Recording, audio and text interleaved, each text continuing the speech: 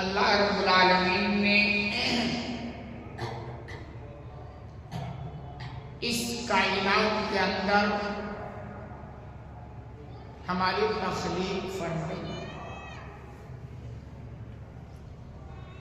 اور ہماری زندگی کے لیے جتنی چیزوں کی ضرورت تھی تقریباً وہ ساری چیزیں کسی نہ کسی طریقے سے عطا فرمائی اور وہ ضرورت کسی بھی اعتبار سے نہیں. اللہ نے ہمیں پیدا کیا اور اللہ کو بخوبی یہ معلوم تھا کہ اس انسان کو حساب کتاب کے لیے کوئی گنتی چاہیے، کوئی عدد چاہیے. اللہ نے انہی ضرورتوں کو خیال کرتے ہوئے دن کا وہ شکل دیا،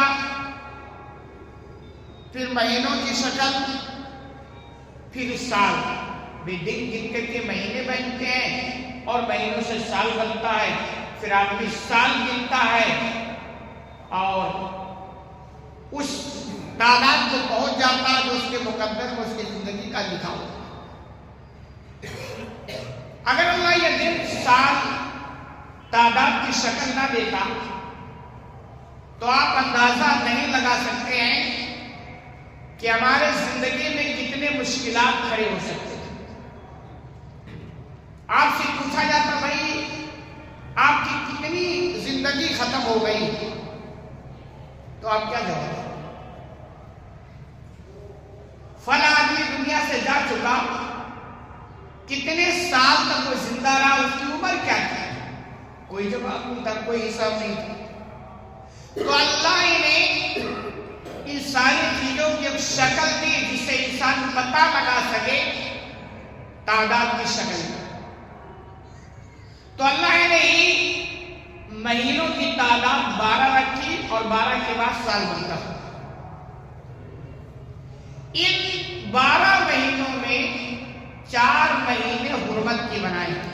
میں نے 12 اس کی یاد دہانی کرائی ہے اور ہم سب کو وہ مہینے یاد ہونے چاہیے تاکہ جب وہ مہینے آئیں تو تھوڑی سی ہماری زندگی کے اندر حرکت آنی چاہیے تاکہ ہم پتہ ہمیں چل سکے کہ بھئی یہ مہینہ جو چل رہا ہے یہ عام مہینوں کے بنسبت ایک الگ مہینہ ہے. حرمت کا مطلب ہوتی ہے احترام ہونا چاہیے اس مہینے. احترام کا مطلب نیکیوں پر فوکس کرے اور گناہوں سے بچے. یہی تو احترام کا مطلب ہوتا ہے. تو 4 مہینوں میں سے ذوالقعدہ، ذوالحجہ، محرم، یہ 3 مہینے مسلسل ہیں. اس کے پیچھے الگ الگ حکمتیں ہیں اور ایک مہینہ ہے رجب جو چل رہا ہے. یہ رجب ہی کا مہینہ چلتا، بہت سارے لوگوں کو پتہ بھی نہیں ہوگا. رجب، اس کے بعد شعبان اور اس کے بعد رمضان. تو رجب کے مہینے میں بہت سارا کام ہوتا ہے، لوگ کرتے ہیں، انجام دیتے ہیں، جو ڈھکی چھپی تو بات نہیں. لیکن حقیقت کیا ہے اس پر تھوڑی سی بات کرنے کی کوشش کریں گے. اللہ سے دعا کہ اللہ میں صحیح بات کہنے کی توفیق عطا فرمائے. قرآن و حدیث کو کھنگالنے کے بعد رجب کے تعلق سے جو باتیں سمجھ میں آتی ہے وہ ایک بات تو یہ سمجھ میں آتی ہے کہ یہ حرمت والا مہینہ ہے، 4 مہینوں میں سے مہینہ. مطلب اس مہینے کا احترام تھوڑی ہونی چاہیے. خلاصہ یہ کہ نیکیوں میں تھوڑی سی اضافہ ہونی چاہیے، اس کی شکل فکس نہیں. نبی کریم صلی اللہ علیہ وسلم سے کوئی مخصوص شکل نیکیوں کا اس مہینے کے ساتھ ثابت نہیں، لیکن اپنے طور پر نیکی جس کو کہتے ہیں تھوڑی سی فوکس کرو. اور منکرات سے، کیونکہ ہر منکر کام سے کہ بھئی یہ حرمت والا مہینہ ہے، اور حرمت والے مہینوں کا احترام تو دور جاہلیت میں وہ لوگ کرتے تھے جنہیں آپ دور جاہلیت کے نام سے جانا جاتا ہے، وہ لوگ بھی کرتے تھے، ان کی جنگ ہوتی تھی اور حرمت کا مہینہ ہوتا وہ بند ہو جاتا، حرمت کے مہینوں کا وہ احترام کرتے تھے۔ اتنی سی بات، ایک تو یہ حرمت کا مہینہ، دوسری بات کس مہینے، یہ مہینہ جب شروع ہوتا چاند دیکھتے یا اس کی ابتدا میں تو یہ دعا منقول ہے، وہ دعا آپ پڑھتے تھے، حالانکہ سند کے اعتبار سے وہ دعا جو حدیث ہے وہ ضعیف ہے، کمزور ہے، لیکن معنوی اعتبار سے دیکھا جائے تو اس میں کوئی دقت نظر نہیں آتی، سند وہ ضعیف ہے۔ دعا کیا تھی؟ اللہم بارک لنا فی رجب و شعبان، کہ اللہ تو رجب اور شعبان میں برکت عطا فرما۔ تو یہ سمپل سی بات ہے، کوئی بھی دعا کر سکتا ہے، بھئی یہ مہینہ جو چل رہا اللہ ہماری باعث برکت بنا دے، اس میں کوئی آپتی نہیں ہے۔ تو رجب کا مہینہ جو چل رہا ہے اگر آپ دعا کریں کہ اللہ یہ رجب کا مہینہ ہمارے لیے برکت والا مہینہ بنا دے تو کوئی آپتی نہیں، آپ اپنے زبان بھی کر سکتے ہیں، اور حدیث میں یہ الگ بات اس کی سند نہیں ہے۔ تو آپ صلی اللہ علیہ وسلم یہ جو دعا ہے ماننے اعتبار سے صحیح ہے کہ اللہ رجب کو ہمارے لیے برکت کا مہینہ بنا دے، اور اس کے بعد اگلا مہینہ شعبان ہے، شعبان کو بھی برکت کا مہینہ بنا دے، کیونکہ زندگی میں برکتوں کے دروازے کھل جائیں نا، یہ دنیا کی زندگی بھی بہت ہی پرسکون اور آسانی سے گزرتی ہے، اور یہ برکتوں کا دروازہ بند ہو جائے تو پھر مسائل کھڑے، آپ کماتے رہو ضرورت پوری نہیں ہوتی۔ کوئی کسی موبائل پہ بیان کر رہا تھا کہ یار اتنے ہزار کماتے ہو، 50 ہزار، لاکھ، اور اس کے بعد بھی شکایت کہ یار گاڑی نہیں چلتی۔ مطلب کیا؟ مطلب صاف سی ہے، برکت نہیں ہے۔ تو برکت کے لیے دعا کر سکتے ہیں، اور اس کے بعد وَبَلِّغْنَا رمضان، اللہ رجب اس کے بعد شعبان رمضان آئے گا، پھر میں دعا کرتے کہ اللہ رمضان کا مہینہ میں پھر عطا فرما دے، جو انبوی کی خواہش ہوتی کہ بھئی ایک بار پھر اللہ موقع دے دے، ہر ایک کی طرف ہوتی ہے نا بھئی رمضان کا مہینہ ملنا چاہیے، اتنا خیر و برکت والا مہینہ۔ تو یہ دعا آپ کر سکتے ہیں، اپنی زبان میں بھی کر سکتے ہیں، ان الفاظ میں بھی کر سکتے ہیں، جبکہ سندم یہ حدیث ضعیف ہے، یعنی سند کے اعتبار سے اس میں طاقت نہیں ہے، لیکن معنوی اعتبار سے صحیح ہے، آپ یہ دعا کر سکتے ہیں۔ ایک فاتحہ اگر معنوی اعتبار صحیح ہے تو ایک چیز ہے، حرمت والا مہینہ ہے، اور اس میں آپ دعا کر سکتے ہیں کہ اللہ رجب کا مہینہ ہمارے لیے برکت کا بنا دے، شعبان کا مہینہ برکت کا بنا دے، اور ہمیں رمضان کا مہینہ عطا فرما۔ جیسے ہمارے اسلاف جو گزرے ان کا یہ معاملہ ہوتا تھا کہ 6 مہینہ سے پہلے وہ دعا کرتے کہ پروردگار ایک بار اور رمضان کا مہینہ میں عطا فرما، تو ہمیں بھی دعا کرنی چاہیے۔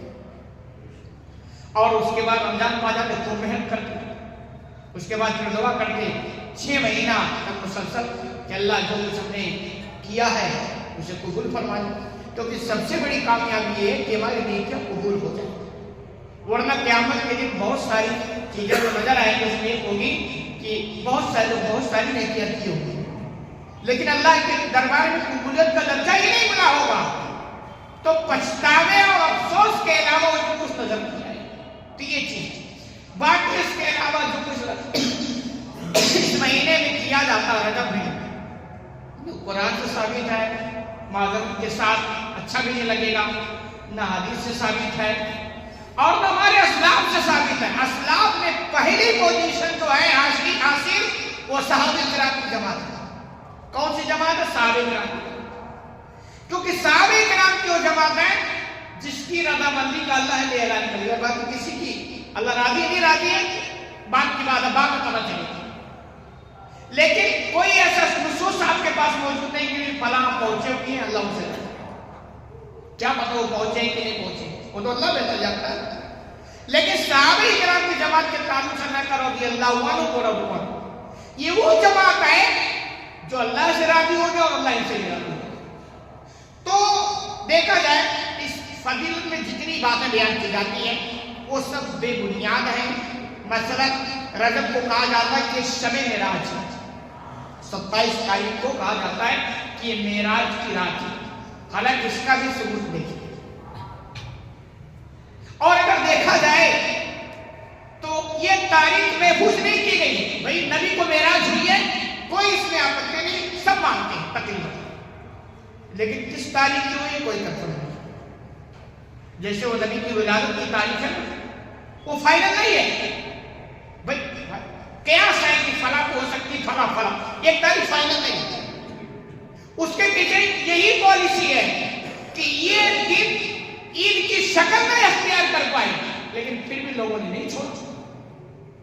ایسے علماء بیان کرتے ہیں اس کے پیچھے یہی لاجک ہے، یہی حکمت ہے کہ معراج کی جو تاریخ ہے وہ محفوظ نہیں کی گئی، اور محفوظ نہ ہونے کی وجہ یہ ہے کہ اس کی کوئی اہمیت نہیں. اس تاریخ کی اگر ہوتی جیسا لوگوں نے بنا رکھا ہے تو تاریخ محفوظ ہوتی. ہر اس 27ویں رجب کو صحابہ کی جماعت ایک کارواں میں انجام دیتے جیسے لوگ دیتے ہیں، تو اس کی بھی کوئی فضیلت نہیں ہے. راتوں کو اس رات کو لوگ جاگتے ہیں، عبادت کرتے ہیں اور دن میں روزہ بھی رکھتے ہیں، اس کی بھی اس لیے سے کوئی حقیقت نہیں. پورے رجب میں آپ ایسے نفل کا روزہ رکھیں، کوئی مسئلہ نہیں. عید کے رکھیں، جمعرات کو رکھیں، 13، 14، 15ویں تاریخ جو نبی سے سنت ایام بیس وہ بھی رکھیں، کوئی مسئلہ نہیں. لیکن رجب کے مہینے یا 27 رجب کے خصوصیت کے اعتبار سے اگر آپ کو عبادت کرتے ہیں، کیونکہ اللہ کے انما الاعمال بالنیات، اعمال کا دار و مدار نیت ہوتا ہے. سوال ہی ہوتا ہے جب یہ ساری باتیں ہوتی ہیں کہ بھئی قرآن ہی تو پڑھ رہے ہیں، بھئی کیا کرتے ہیں؟ قرآن پڑھتے ہیں، اچھی بات. نماز ہی تو پڑھتے ہیں، اچھی بات. بات بظاہر بڑا اچھا لگتا ہے، لیکن نہیں. اللہ کے یہاں نماز اور عبادت کی مہر ملے گی نبی اور صحابہ کی وجہ سے. یہ تو ایسے کوئی کہے صاحب میڈیکل کی دکان پہ جائے کہ مجھے دوا دے دو، میڈیکل پہ سب دوائیں نہیں ہوتی ہے نا. اس کو تھا بخار اور لے کے آ گیا پیٹ درد کی دوا، ٹھیک ہوا. اب اس کو جب سمجھایا جائے تو کہ صاحب میں نے دوا تو ہی کھایا ہے، دوا کا کام کیا ہے؟ اچھا کرنا، سب دوا ہی دوا ہے تو چاہے تو دوا کھاؤ. نہ آپ دوا کھائیں گے ڈاکٹر کے مشورے سے، اس کے بتائے کے طریقے اپنے مرضی سے کھائیں گے تو گڑبڑ کر لیں گے. کہتے شریعت دین کا کام یہ ہماری مرضی نہیں چلے گی. جیسے آپ یہ کہہ سکتے ہیں فجر کی جو سنت ہے وہ 2 رکعت میں 4 پڑھیں، یا جو فجر کی فرض ہے وہ 2 رکعت ہے، تو کوئی 4 پڑھ کے کہے بھئی کیا اس میں 4 پڑھ لیے تو کیا اس میں زیادہ ذکر و اذکار ہو گیا ہے؟ کیا بھئی کیا اس میں ہوا؟ صرف فاتحہ زیادہ پڑھ لی اور دعائیں زیادہ ہو گئی، اس میں کیا آپتی ہے؟ عبادت ہی تو کر رہے ہیں. آپتی اس لیے آپتی ہے کہ نبی کریم صلی اللہ علیہ وسلم نے جو طریقہ دیا وہ طریقہ اپنے اختیار کر رہے ہیں. اور اسلام کا مزاج اللہ کا حکم کہ جو بھی آپ کرو گے وہ نبی کے رہنمائی بھی کرنی پڑے گی، تب جا کر سے قبولیت اللہ حاصل. اس لیے اس مہینے میں جو کچھ کیا جاتا ہے ہمیں دیکھنا پڑے گا کہ بھئی اللہ کے نبی سے، قرآن سے، صحابہ کی جماعت ایک بڑی تعداد. اور تعجب ہے کہ معراج جو کچھ ہو رہے ہیں، معراج کا واقعہ پیش آیا تقریباً 5 سال نبوت میں، یعنی نبی کریم صلی اللہ علیہ وسلم نبی بنائے گئے اس کے 5 سال کے بعد. معراج کا مطلب اللہ نے آپ کو اپنے پاس بلایا پورے جسم کے ساتھ، اور اللہ نے تحفہ دیا ہے. نماز کی تحفہ بہت مشہور ہے. یہ معراج ہے. 5 نبوت یعنی آپ کو معراج ہوئی 5 کو، اور اس کے بعد تقریباً 8 سال مکہ کے اندر رہے. کتنے سال؟ 8 سال. لیکن کوئی کچھ نہیں معراج کیا، کچھ نہیں. اگر ہوتا تو یہ تاریخ محفوظ ہوتی. بھئی نبی کریم صلی اللہ علیہ وسلم کی تاریخ کارنامے تو ایسے محفوظ ہیں کہ آپ تعجب کریں گے. یہاں تک آئے گا کہ نبی کریم صلی اللہ علیہ وسلم کے داڑھی کے بعد کتنے سفید تھے، یہ بھی محفوظ ہے. نبی کریم صلی اللہ علیہ وسلم کھاتے تھے تو کیسے کھاتے، یہ بھی محفوظ ہے. اور نبی کریم صلی اللہ علیہ وسلم کو معراج ہوئی، اس کے معراج کے بعد بھی 8 سال مکہ کے اندر رہے. کچھ نہیں، کوئی اس کی فضیلت نہیں ہے، کوئی عبادت نہیں ہے، کوئی روزہ نہیں ہے، کچھ بھی نہیں ہے. آپ کہیں گے مکہ کے حالات اچھے نہیں تھے، چلو ٹھیک ہے، مدینہ میں آپ آئے، 10 سال تک مدینہ میں رہے، کتنے تقریباً 10 سال، وہاں بھی کچھ نہیں، مدینہ میں تو مسلمانوں کی حکومت قائم ہو گئی، آزاد ہو گئی، کوئی مسئلہ نہیں تھا، وہاں بھی کچھ نہیں ہے۔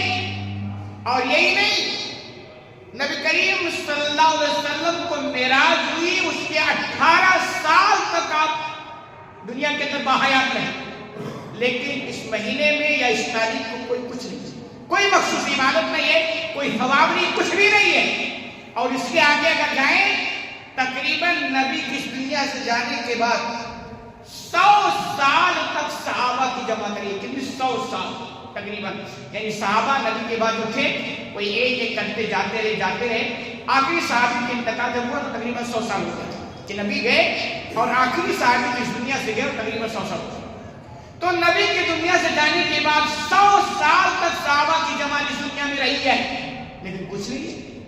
اور اگر ہے تو یار ہمیں نہیں بتاؤ، انشاءاللہ ہم بھی کچھ کریں گے، ہم تو سہلائی ہیں کہ نبی کی بات آ جائے بھائی سر جھک جائے گا، نبی کا حکم آ جائے الحمدللہ، ہمارا نام ہی وہی، ہم پہچانے ہی اسی سے جاتے ہیں۔ تو کچھ نہیں، 100 سال تک۔ اور یہ نوٹ کر لیں اچھی طرح کہ جو کام نبی نہیں کیے اور صحابہ نہیں کیے، صحابہ کی جماعت نہیں کی، اور ایک بات یاد رکھیں، وہ کام وہ کر سکتے تھے، اس میں کوئی بھی بھلائی نہیں ہو سکتی، اس کو نوٹ کر لیں۔ ایک کام ہے کہ بھئی وہ کر نہیں سکتے تھے تو چلو ٹھیک ہے، وہ نہیں کر سکتے تو اس میں الگ اختلاف ہو سکتا ہے، قیاس ہوں گے، اجتہاد ہوں گے، فروعی مسائل، اس میں اختلاف ہوگا، لیکن وہ کام جو نبی کر سکتے تھے اور نہیں کی، صحابہ کی جماعت کر سکتی تھی اور نہیں کی، اس کا مطلب وہ خیر کا کام نہیں ہے، گرچہ آپ کو لگے کہ یہ بہت بڑا خیر کا کام۔ بھئی وہ بھی رجب کے مہینے میں خصوصیت کے ساتھ 27 رجب کو وہ رات کو جاگ سکتے تھے، کوئی منع نہیں تھا، روزہ بھی رکھ سکتے تھے، کوئی مسئلہ نہیں تھا، لیکن کچھ بھی اہتمام نہیں، کیوں؟ اس کی کوئی فضیلت ہی نہیں بنتی۔ اس کو آپ اچھی طرح رکھیں، اور ہر ایک کام میں کہ جو بدعت کا معاملہ نہیں ہے کہ جو نبی کریم صلی اللہ علیہ وسلم کر سکتے تھے نہیں کیے، آپ کر رہے ہو نہیں کیے۔ اچھا اس میں پھر بات آتی ہے جو عوام کو گمراہ کرنے کا اور بھٹکانے کا، یہ بات آتی ہے کہ بھئی ہر نیا کام بدعت ہے تو آپ مائک کو استعمال کرتے ہو، موبائل کو استعمال کرتے ہو، اچھی کہانی ہے، ہم دین کی بات کر رہے ہیں، آپ دنیا کی بات کرتے ہیں۔ بھئی دین کے نام پر آپ جو ایجاد کرو گے اس کو بدعت کہا جاتا ہے، ضرورت کے نام پر نہیں، یہ سب ضرورت ہے، اس کا دین سے کیا لینا دینا۔ کبھی ہم نے سنا ہم سے کہ ہم نے اس مائک کی فضیلت پر کوئی خطبہ دیا ہو کہ اس مائک کے استعمال کرنے پر آپ کو اتنا ثواب ملے گا، کبھی نہیں آپ نے سنا۔ موبائل کی فضیلت پر ہم تو بلکہ پابندی کی بات کرتے ہیں۔ تو بدعت کا معاملہ دین سے ہے کہ دین کے نام پر آپ جو کچھ کرو گے اسے بدعت کہا جائے گا۔ اور دوسری چیز جو سمجھنے کی ہے کہ شیطان کا بہت بڑا اس پہ کام ہے، شیطان کا دل جو یہ امت سمجھتے ہیں کہ مسلمانوں کو دین کے علاوہ کے کاموں میں الجھا دو، نتیجہ کیا ہوگا، ان سے دین کا اصل کام چھوٹ جائے گا، اور یہی ہوا ہے۔ آپ ایسے سمجھیں، آپ ایک گلاس میں بھر کے خالص پیور دودھ رکھیں، خالص پیور دودھ، اس کی آپ لگ مقام ہے خالص پیور دودھ، دین مکمل ہو گیا ہے، خالص پورا دین ہے، اب اس میں آپ پانی ڈالو گے تو کیا ہوگا، ڈالتے جاؤ ڈالتے جاؤ ڈالتے جاؤ، وہ خالص دودھ نکلتا جائے گا نکلتا جائے گا نکلتا جائے گا، اور ایک وہ دن آئے گا نا اس خالص دودھ کا آتا پتہ نہیں لگے گا، سب اس میں پانی ہی پانی بھر جائے گا جو اب یہی ہمارے ساتھ ہوا۔ اسلام کے جو کام تھے الحمدللہ وہ تھے جو ہم آسانی سے نبھا سکتے تھے اور اپنا سکتے تھے، ہم نے کیا کہ اور ہو گئے۔ اب دیکھیں مسلمانوں میں بھاری پتہ ہے جمعرات کا فاتحہ نہیں چھوٹے گا مگر جمعہ کو نہیں، یہ ہوا ہی ہے، شیطان کا گیم ہے کہ ان کو الجھانا ایسے کاموں میں۔ میت جنازے یعنی کسی کا انتقال ہونے کے بعد میت کے گھر پابندی کے ساتھ 3 دن بیٹھنا اور جم کے کھانا ہے، لیکن جنازے میں شریک نہیں ہونا، کمال کی بات۔ یہ لوجک یہی ہے شیطان کا، جن کو الجھاؤ ایسے کاموں میں۔ شادیوں میں یہ ہوا، ان کو ایسا الجھا دیا، شادی بالکل سادے طریقے سے کیا اس میں بھائی دینداری، اسلام کیا دینداری ترجیح دے دو، مہر کا انتظام کر لو اور ولیمے کا یہ ہے بس ختم کہا۔ لیکن شیطان نے ایسا الجھایا، مہر برائے نام ہو گیا، دینداری کی تو قربانی، انتخاب میں کیا ہوتا ہے؟ مالداری، خوبصورتی، دینداری ختم ہو گئی، اس کو ترجیح نہیں دیا رہے۔ اور اتنا خرچ کہ ولیمہ سنت کی جب باری آتی ہے تو ختم کہا ہوا۔ یہ شیطان کا گیم ہے کہ مسلمانوں کو ایسا ان کاموں میں الجھا دو کہ اپنے اصل چیز کو نہ پہچانے، اور یہی ہو گیا، نیچر بھی ہے کہ جب ہم اوور لوڈ ہو گئے تو اصل کام چھوٹ جائے، اور یہی ہو گیا کہ ان کو اب دیکھیں اسلام میں صرف 2 تہوار ہیں، اس کی بڑی اہمیت ہے، لیکن ہم نے اتنا تہوار ایجاد کر لیا کہ ان دونوں کے مقابل میں دوسری تہواریں اہمیت ہیں، مقام اونچا لے رہی ہے۔ یہی وجہ ہے کہ آپ صلی اللہ علیہ وسلم نے صاف الفاظ میں کہا من احدث فی امرنا ھذا ما لیس منہ فہو رد، کہ جس نے ہمارے دین میں کوئی کام ایجاد کیا اور ہمارا اسے کوئی تعلق نہیں ہے وہ مردود ہے، اس کی کوئی اہمیت نہیں ہے۔ اور آپ کو تعجب ہوگا، چنانچہ آتا ہے مصنف ابن شیبہ کے حوالے سے کہ عمر رضی اللہ تعالیٰ عنہ کے زمانے میں رجب میں کچھ لوگوں نے روزہ رکھنا شروع کیا، رجب کے مہینے، یہ مہینہ جو چلتا ہے، چنانچہ عمر رضی اللہ تعالیٰ عنہ سختی سے منع کرتے تھے، اس لیے ویسے آپ مطلق رکھے کوئی مسئلہ نہیں، لیکن رجب کی خصوصیت سے سنت سمجھ کر کے یا معراج کی نیت کے حساب سے تو آتا ہے کہ عمر رضی اللہ تعالیٰ عنہ منع کرتے اور کہتے کلو فإنما هو شیء کان یعذبہ اہل الجاہلیہ، کہ لوگوں اس مہینے میں کھاؤ مذہب تک۔ اس مہینے کی دور جاہلیت میں جاہل لوگ تعبیر کیا کرتے تھے، وہ اہمیت دیتے تھے، اس لیے دور جاہلیت کے نقشے قدم پر مت چلو، یہ کون منع کرتا؟ عمر رضی اللہ عنہ۔ اور تیسری بات حقیقت یہ ہے کہ ہر طبقہ، جس کا بھی کوئی طبقہ ہو اس میں اچھے بھی ہوتے ہیں برے بھی ہوتے ہیں، تو ایسے مولویوں کا بھی ایک طبقہ ہے، اس میں بھی آپ کو اچھے بھی ملیں گے برے بھی۔ ایک وہ طبقہ ہے معذرت کے ساتھ جس کی نگاہ 24 گھنٹہ نہ فری پھوکٹ کا کھانا پینا پکوان آمدنی اور انکم فری پھوکٹ، یہ سارے کام چاہے رجب کے کنڈوں کا معاملہ ہو، شب برات کا معاملہ ہو، جتنی چیزیں آپ کو نظر آئیں گی ان کے پیچھے اگر آپ جائیں گے نا تو یہی اور کچھ نہیں، اس کے علاوہ کچھ نہیں۔ اور آپ کو افسوس ہوگا کہ یہی ساری چیزوں کو آپ صلی اللہ علیہ وسلم نقشے قدم پر رکھتے تھے اور کہتے تھے ہر جمعے کو کل محدث بدعہ وکل بدعۃ ضلالہ وکل ضلالۃ فی النار، صاف بنواد میں کہتے ہیں کہ لوگوں ہر نئی چیز یہ بدعت ہے اور ہر بدعت گمراہی ہے اور ہر گمراہی جہنم میں لے جاتے ہیں۔ لیکن ہماری بدنصیبی یہ ہے کہ ہم بھی الحمدللہ پڑھتے ہیں، ہر جمعہ کو پڑھتے ہیں، ہر خطبہ بھی پڑھتے ہیں، لیکن ہماری بدنصیبی یہ ہے کہ ہم سمجھتے ہیں جتنے خرافات ہیں ہمارے بر صغیر میں، اس کی وجہ یہ ہے کہ مسلمان جاہل ہے، نہ قرآن سمجھتا ہے، نہ عربی سمجھتا ہے، نہ حدیثیں سمجھتا ہے، یہ تو بس کلچر کے پیچھے بھاگا جا رہا ہے، شیطان جس کلچر پہ لگا دی ہے بس یہ اس کے پیچھے بھاگا جا رہا ہے۔ خلاصے کلام ہے کہ اللہ کے بندو، دین نام اتباع کا، کوئی چیز آپ کو کتنی اچھی لگے وہ اچھی نہیں ہو سکتی جب تک نبی سے سرٹیفکیٹ نہ مل جائے، نبی سے مہر نہ مل جائے۔ تو نبی کے نقش قدم پر چلنے کا دین نام ہے، صحابہ کرام کی جماعت کے نقش، ہم اپنے آپ کو اہل سنت کو جماعت کہتے ہیں کہ سب کچھ کیوں کہتے ہیں؟ مطلب کیا ہے؟ مطلب یہی ہے کہ دین کے بہت سارے تمہیں راستے نظر آئے لیکن وہ دین ہے جس پر نبی کریم صلی اللہ علیہ وسلم چلے اور جس پر صحابہ اہل سنت والجماعت صحابہ کی جماعت چلی، پھر کیا ہو گیا؟ کیوں یہ سارے کاموں کو ہم صحابہ کی زندگی میں تلاش کریں؟ وہاں ڈھونڈو، تلاش کرو، مل جائے تو کہو بہت اچھی بات کبھی ہم، اور نہ ملے تو وہ دین کا حصہ نہیں ہے۔ بات ختم کرتے ہیں، اللہ رب العالمین سے دعا ہے الہ العالمین تمہیں کہنے سے بچا عمل کرنے کی توفیق عطا فرما، آمین۔ بارک اللہ لنا و لکم فی القرآن المجید۔ ونفعنا وإياكم بلا الحكيم إنه تعالى جواد كريم.